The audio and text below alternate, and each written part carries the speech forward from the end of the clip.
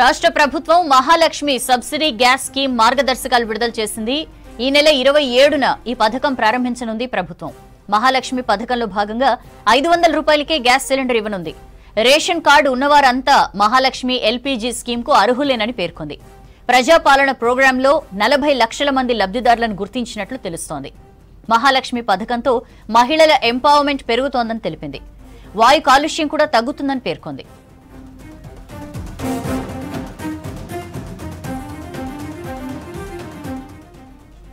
రాష్ట్ర ప్రభుత్వం Mahalakshmi subsidy gas scheme మార్గదర్శకాలు విడుదల చేసింది. ఈ నెల 27న ఈ పథకం ప్రారంభించనుంది ప్రభుత్వం.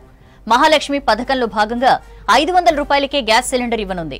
రేషన్ కార్డు ఉన్నవారంతా మహాలక్ష్మి ఎల్పీజీ స్కీమ్ కు అర్హులేనని పేర్కొంది. ప్రజాపాలన ప్రోగ్రాంతో 40 లక్షల మంది లబ్ధిదారులను గుర్తించినట్లు తెలుస్తోంది. మహాలక్ష్మి పథకంతో మహిళల ఎంపవర్మెంట్ పెరుగుతోందని తెలిపింది. వాయు కాలుష్యం కూడా తగ్గుతుందని పేర్కొంది.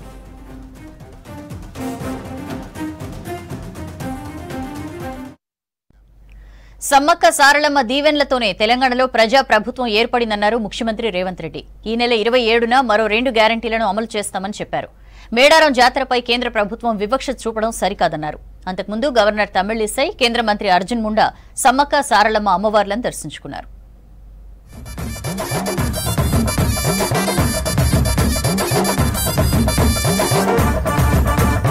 మేడారం సమ్మక్క సారమ్మ మహాజాతర వైభవంగా జరుగుతోంది. వేలాది మంది భక్తుల రాకతో మేడారం పరిసరాలు జనజాతరను తలపిస్తున్నాయి. పలువురు ప్రముఖులు అమ్మవార్లను దర్శించుకుని మొక్కులు తీర్చుకున్నారు. మేడారంలో అడవి తల్లులను దర్శించుకున్నారు గవర్నర్ తమిళిసై, కేంద్ర మంత్రి అర్జున్ ముండా. మంత్రి సీతక్క, కలెక్టర్ ఇలా త్రిపాఠి గవర్నర్, కేంద్ర మంత్రికి స్వాగతం పలికారు. సమ్మక్క సారలమ్మ గద్దెలను దర్శించుకున్న గవర్నర్, కేంద్ర మంత్రి నిలువెత్తు బంగారం సమర్పించారు. గవర్నర్ గా 3వ మేడారం జాతరకు రావడం అదృష్టంగా భావిస్తున్నట్లు చెప్పారు Tamilisai. This Jatra is a great event. Lakhs and lakhs of our brothers and sisters attend this program, and the blessings of the sisters Sammakka and Saralaka is really very great for all of us.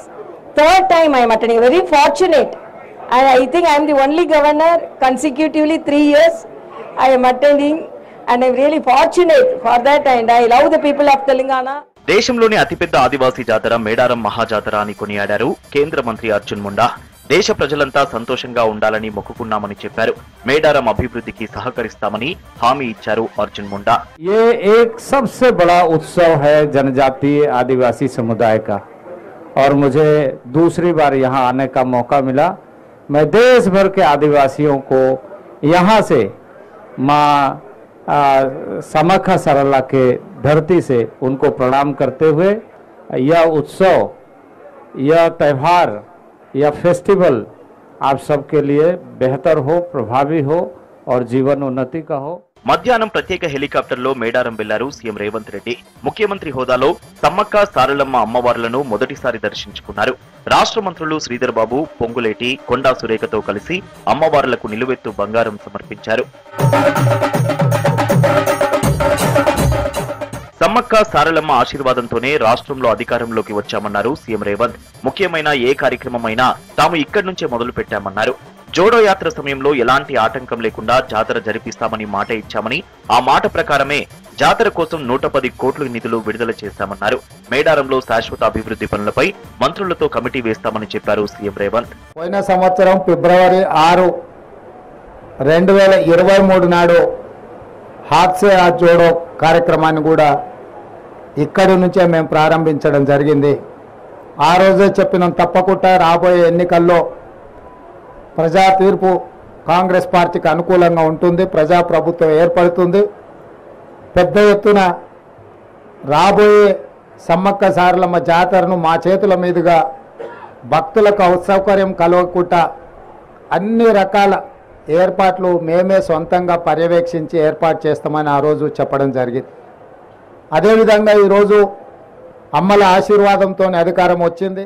జాతరకు 1.5 కోటి పైగా భక్తులు వస్తే ఈ పండుగను జాతీయ పండుగగా మార్చమని కేంద్రాన్ని కోరామని, అందుకు కేంద్రం స్పందించలేదని చెప్పారు సీఎం రేవంత్. అందుకే కేంద్ర ప్రభుత్వం ఉత్తర భారతం, దక్షిణ భారతం అనే వివక్ష చూపించడం మంచిది కాదు. దక్షిణ భారతదేశంలోనే కాదు, ప్రపంచంలోనే సమ్మక్క సారలమ్మ జాతరకు ఒక ప్రత్యేకమైన గుర్తింపు ఉంది. వారి వీరోచిత గాథ చరిత్ర పుటలలో ఉన్నది. కాబట్టి కేంద్ర ప్రభుత్వం నిర్లక్ష్యం చేయకుండా ప్రధానమంత్రి గారు రావాలి, సందర్శించుకోవాలి అని చెప్పి ఈ సందర్భంగా నేను వారికి విజ్ఞప్తి చేస్తున్నా.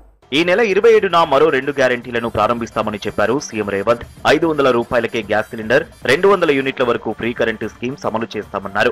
ఈ కార్యక్రమానికి ప్రియాంక గాంధీ హాజరవుతారని చెప్పారు.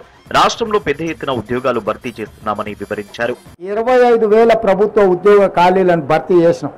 స్టాఫ్ నర్సులుగా 6,956 మంది, 441 సింగరేణి ఉద్యోగులు, దాదాపుగా 15,000 పోస్టులు పోలీసులు కావచ్చు, ఎక్సైజ్ కావచ్చు, అదేవిధంగా ఫైర్ డిపార్ట్మెంట్ కావచ్చు, వీటన్నిటితో పాటు మార్చి 2 తారీఖు నాడు మరొక 6,000 పైచలకు ప్రభుత్వ ఉద్యోగాలు భర్తీ చేయబోతున్నాము. ఏపీ సర్కార్ కృష్ణా జలాలను తరలించకపోతున్నా మాజీ సీఎం కేసీఆర్ పట్టించుకోలేదన్నారు ముఖ్యమంత్రి రేవంత్. 10 ఏళ్లలో కేసీఆర్ అవినీతి అక్రమాలపై ప్రధాని నరేంద్ర మోడీ కూడా మాట్లాడలేదని విమర్శించారు. కాళేశ్వరం అవినీతిపై బీజేపీ ఇప్పుడు సిబిఐ విచారణ అంటోందని సెటైర్ వేశారు. కాళేశ్వరం అవినీతిపై జ్యుడిషియల్ విచారణ చేయిస్తామన్నారు ముఖ్యమంత్రి. ఈ 10 సంవత్సరాలు ఆయన దోపిడీ చేస్తున్నప్పుడు పిల్లి కళ్ళు మూసుకొని పాలు తాగింది అన్నట్టుగా మోడీ గారు కూడా ఒక్కరోజు కూడా కేసీఆర్ని నిలువరించే ప్రయత్నం చేయలే. ఈరోజు బీజేపీ వాళ్ళు అంటున్నారు మాకు సిబిఐకి మేము తెలుస్తామని. 10 సంవత్సరాలు మీరే ఉన్నారు కదా, సిబిఐ మీదే, ఈడీ మీదే, ఇన్కమ్ ట్యాక్స్ మీదే.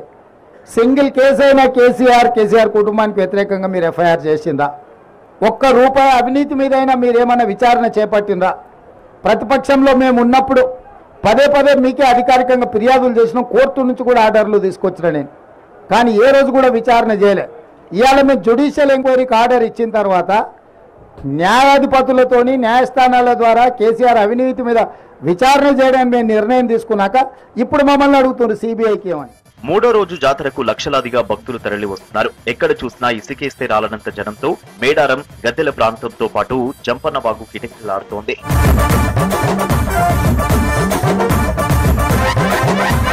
సమ్మక్క సారలమ్మల దీవెనలతో రాష్ట్రంలో నియంతృత్వ పాలనకు చరమగీతం పాడారని చెప్పారు మంత్రులు. కాంగ్రెస్ చేసే అభివృద్ధిని చూసి ఓర్వలేకనే ప్రభుత్వంపై విమర్శలు చేస్తున్నారని మండిపడ్డారు. బీజేపీ బీఆర్ఎస్ చీకటి ఒప్పందాన్ని త్వరలో బయట పెడతామన్నారు. కేంద్రంలో కాంగ్రెస్ అధికారంలోకి వస్తే మేడారం జాతరకు జాతీయ హోదా తీసుకొచ్చేందుకు కృషి చేస్తామన్నారు మంత్రులు.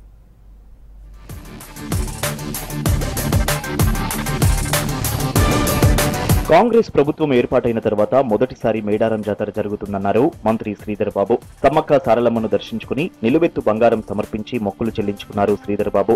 భక్తులకు ఎలాంటి ఇబ్బంది కలగకుండా ప్రభుత్వం అన్ని సౌకర్యాలు ఏర్పాటు చేసిందన్నారు. మా ప్రభుత్వం ఏర్పాటైన తర్వాత సమ్మక్క సారలమ్మ జాతరకు సంబంధించి భక్తులకు అన్ని విధాల సదుపాయాలు కల్పించే కార్యక్రమంలో ఒక ప్రణాళికబద్ధమైన కార్యక్రమం తీసుకొని ఎవరికి కూడా భక్తులకు ఇబ్బంది రాకుండా చాలా మంది భక్తులు గతసారి కంటే ఎక్కువ రావటం జరిగింది. రాహుల్ గాంధీ ప్రధాని అయితే మేడారం జాతర జాతీయ పండుగగా చేస్తామన్నారు మంత్రి సీతక్క. ఇప్పటికే 1 కోటి మందికి పైగా భక్తులు అమ్మవార్ల దర్శనం చేసుకుని మొక్కులు చెల్లించుకున్నారని చెప్పారు సీతక్క. ఖచ్చితంగా నా మనసులో కూడా అదే ఉంది.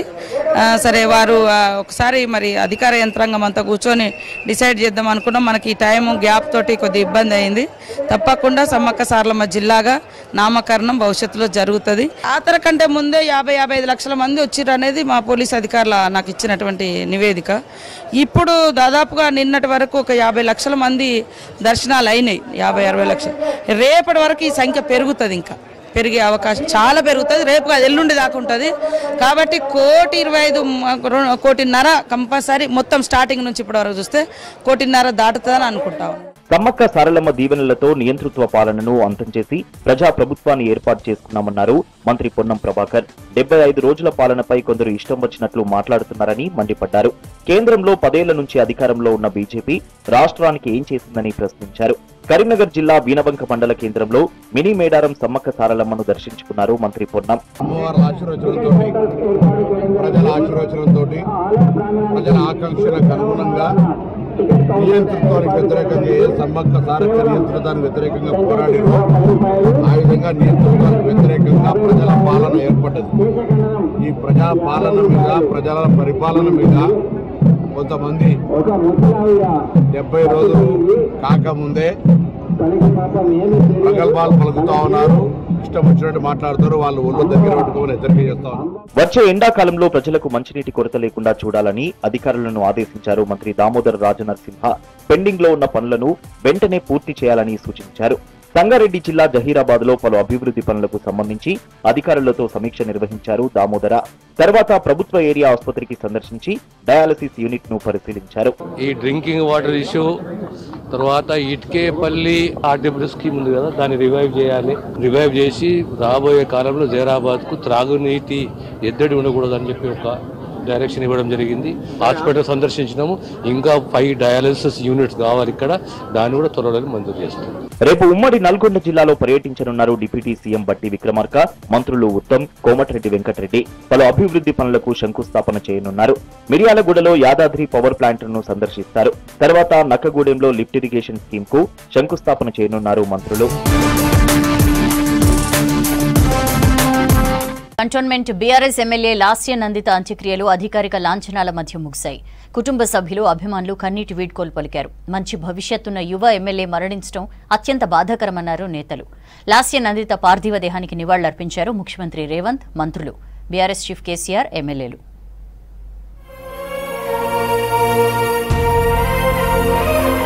సంగారెడ్డి జిల్లా పటాన్చెరు సమీపంలోని ఓఆర్ఆర్ పై జరిగిన రోడ్డు ప్రమాదంలో కంటోన్మెంట్ బీఆర్ఎస్ ఎమ్మెల్యే లాస్యానందిత దుర్మరణం చెందారు. ఓఆర్ఆర్ పై లాస్యానందిత ప్రయాణిస్తున్న కారు ముందు వెళ్తున్న వాహనాన్ని ఢీకొని అదుపు తప్పి డివైడర్ ను ఢీకొట్టింది. సుల్తాన్పూర్ వద్ద జరిగిన ఘటనలో ఆమెకు బలమైన గాయాలయ్యాయి.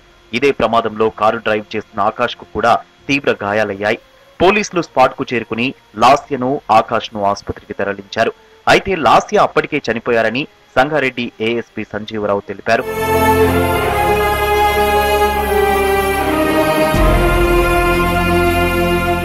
ఎమ్మెల్యే సోదరి నివేదిత ఫిర్యాదు ఆధారంగా పటాన్చెరు పోలీస్ స్టేషన్ లో కేసు నమోదు చేశారు పోలీసులు. లాస్యను కారులో తీసుకెళ్లిన ఆకాష్ పై ఐపీసీ సెక్షన్ 304A కింద కేసు పెట్టారు. శుక్రవారం ఉదయం 5:20 తమకు ఆకాష్ ఫోన్ చేశాడని, రోడ్డు ప్రమాదంలో ఇద్దరికి గాయాలయ్యాయంటూ లొకేషన్ షేర్ చేశాడని పోలీసులకు ఫిర్యాదు చేశారు నివేదిత. ఘటనా స్థలానికి తాము వెళ్లి చూసేసరికి కారు నుజ్జునుజ్జు అయి ఉందన్నారు. అతివేగంగా కారు నడపడం వల్లే ప్రమాదం జరిగిందన్నారు సంగారెడ్డి ఏఎస్పీ. ప్రస్తుతం ఆకాష్ మియాపూర్లోని శ్రీకర ఆసుపత్రిలో చికిత్స పొందుతున్నాడని చెప్పారు.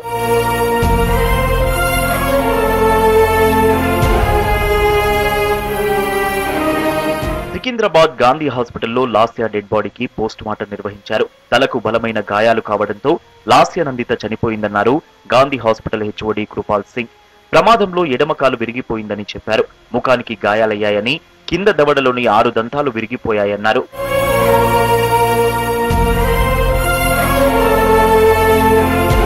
తర్వాత గాంధీ హాస్పిటల్ నుంచి లాస్య డెడ్ బాడీని కార్ఖానాలోని గృహలక్ష్మి కాలనీలో ఇంటికి తీసుకెళ్లారు. అభిమానులు, పార్టీ నేతలు లాస్య డెడ్ బాడీకి నివాళులర్పించారు. లాస్య నందిత మృతిపై అన్ని పార్టీల నాయకులు దిగ్భ్రాంతి వ్యక్తం చేశారు.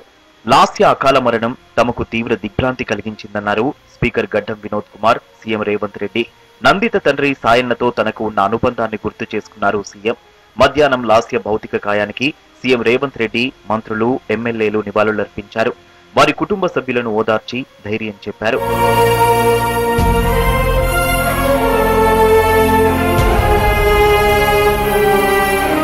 చిన్న వయసులో ఎమ్మెల్యేగా ప్రజా ఆశీర్వాదం పొందిన లాస్య నందిత రోడ్డు ప్రమాదంలో చనిపోవడం అత్యంత బాధాకరమన్నారు రాష్ట్ర మంత్రులు. కంటోన్మెంట్ నియోజకవర్గ అభివృద్ధికి ఎమ్మెల్యే ఇచ్చిన హామీలన్నీ నెరవేరుస్తామన్నారు మంత్రి కోమటిరెడ్డి వెంకటరెడ్డి. ఆయనతో నాకు వ్యక్తిగతంగా గత 15 సంవత్సరాలు ఇద్దరం కలిసి శాసనసభలో ఎమ్మెల్యేగా ఉన్నా, ఏనాడు ఆయన అధికారంలో ఉన్నా, ప్రతిపక్షంలో ఉన్నా అందరితో మంచిగా ఉండేవాడు. ఆయన లాగానే తక్కువ సమయంలోనే లాస్య నందిత కూడా అందరితో చురుగ్గా, యాక్టివ్గా ప్రతిరోజు అసెంబ్లీలో కనిపించేది. నిజంగా కూడా ప్రతి ఒక్కరిని దిగ్భ్రాంతి గురి చేసిన సంఘటన జరిగింది. బీఆర్ఎస్ చీఫ్ కేసీఆర్, పార్టీ ఎమ్మెల్యేలు లాస్య నందిత అకాల మరణంపై దిగ్భ్రాంతి వ్యక్తం చేశారు. లాస్య నందిత పార్థివ దేహానికి నివాళులర్పించారు మాజీ సీఎం, బీఆర్ఎస్ అధినేత కేసీఆర్. లాస్య నందిత కుటుంబ సభ్యులను ఓదార్చారు. పార్టీ అండగా ఉంటుందని హామీ ఇచ్చారు. ఎంతో భవిష్యత్తు ఉన్న లాస్య రోడ్డు ప్రమాదంలో చనిపోవడంతో తమను తీవ్రంగా కలిచివేసిందన్నారు. మాజీ మంత్రి, బీఆర్ఎస్ ఎమ్మెల్యే హరీష్ రావు ఘటన జరిగినప్పటి నుంచి అంత్యక్రియల వరకు అక్కడే ఉన్నారు. యంగ్ ఎమ్మెల్యేను కోల్పోవడం సమాజానికి తీరని నష్టమన్నారు మాజీ మంత్రి, ఎమ్మెల్యే కేటీఆర్. వారం కిందటే లాస్య నందితను పరామర్శించినట్లు గుర్తు చేసుకున్నారు. ఎమ్మెల్సీ కవిత లాస్యకు నివాళులర్పించి కుటుంబ సభ్యులను ఓదార్చారు. చిన్న వయసులోనే ఎమ్మెల్యేగా అసెంబ్లీలో అడుగుపెట్టిన లాస్య రోడ్డు ప్రమాదంలో మరణించడం చాలా బాధాకరమన్నారు కేంద్ర మంత్రి Kishan Reddy, BJP MP Bandi Sanjay. Secunderabad cantonment MLA Lasya గారు ఈరోజు రోడ్డు ప్రమాదంలో చనిపోవడం చాలా దురదృష్టకరము. 2 నెలల క్రితమే ఆమె శాసనసభ్యురాలుగా కంటోన్మెంట్ నుంచి గెలవడం జరిగింది. అంతకుముందు నా సికింద్రాబాద్ కాన్స్టిట్యున్సీలోని కార్పొరేటర్ గా కూడా కవాడగూడ నుంచి పనిచేసింది. ఆమె చాలా మృదు స్వభావి. శాసనసభ్యురాలుగా గెలిచి మరి కనీసము ప్రజలకు సేవ చేయాలని ఎంతో తపన ఉన్నప్పుడు ఈ నేపథ్యంలో వారు రోడ్డు ప్రమాదంలో మరి స్వర్గస్థులు కావడము నిజంగా బాధాకరమైన విషయము. అంతకుముందు ఎమ్మెల్యే లాస్య నందిత 2 సార్లు ప్రాణాపాయం నుంచి తప్పించుకున్నారు. కానీ 3వసారి మాత్రం చావు నుంచి తప్పించుకోలేకపోయారు. ఒకసారి లిఫ్టులో ఇరుక్కుని బయటపడ్డారు. ఓవర్లోడ్ కావడంతో లాస్య ఎక్కిన లిఫ్ట్ ఆగిపోయింది. అయితే అప్పుడు సిబ్బంది రక్షించారు. ఈ నెల 13న నల్గొండలో కేసీఆర్ నిర్వహించిన బీఆర్ఎస్ సభకు వెళ్లి తిరిగి వస్తుండగా లాస్య నందిత కారు ప్రమాదానికి గురైంది. నార్కట్పల్లి దగ్గర టిప్పర్ను ఢీకొనడంతో కారు ముందు టైరు ఊడిపోయింది. అప్పుడు జరిగిన యాక్సిడెంట్ లోనూ లాస్య నందితకు గాయాలయ్యాయి. గతేడాది 2023 ఫిబ్రవరి 19వ తేదీన సాయన్న మృతి చెందడం, ఇదే నెలలో లాస్య నందిత మృతి చెందడంతో ఆ కుటుంబం కన్నీరు మున్నీరవుతోంది.